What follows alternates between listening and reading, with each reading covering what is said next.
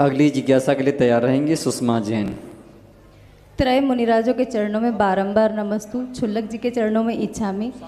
गुरुदेव, मेरा प्रश्न ये है कि अगर कोई किसी के पुण्य कार्य में अंतराय डालते हैं तो उसका क्या परिणाम होता है?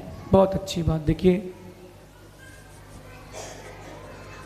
सबसे पहली बात यह है कि विघ्न करणम मंत्रायस्य तत्वार सूत्र के 6वें अध्याय का अंतिम सूत्र है।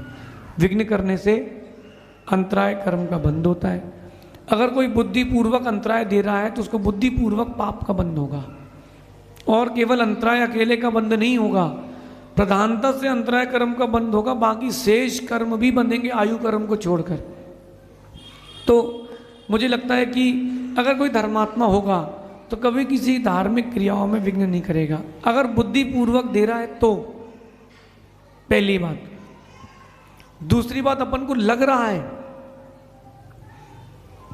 आपकी घर के बाहर गाड़ी खड़ी थी और 2 दिन पहले पड़ोसी से कोई बात हो गई तो आपकी गाड़ी पंचर मिली, उसी ने पंचर की होगी। मेरे मंदिर जाने का टाइम है, 7 बजे तक तो कुछ नहीं था। तो कई बार हमें कन्फ्यूज़न भी होता है और कई बार ऐसी चीज़ें होती भी हैं।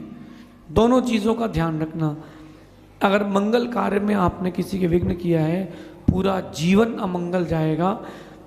दुआएं देर से असर करती हैं, बद दुआएं ज़्यादा जल्दी असर करती हैं। और जिसके दिल को जितनी तेज चोट लगती है उसको उसकी बददुआएं उतनी तेज असर करती है। तो किसी को भी धार्मिक कार्य में विघ्न न करें। आजकल ज़माना टोका टाकी का है।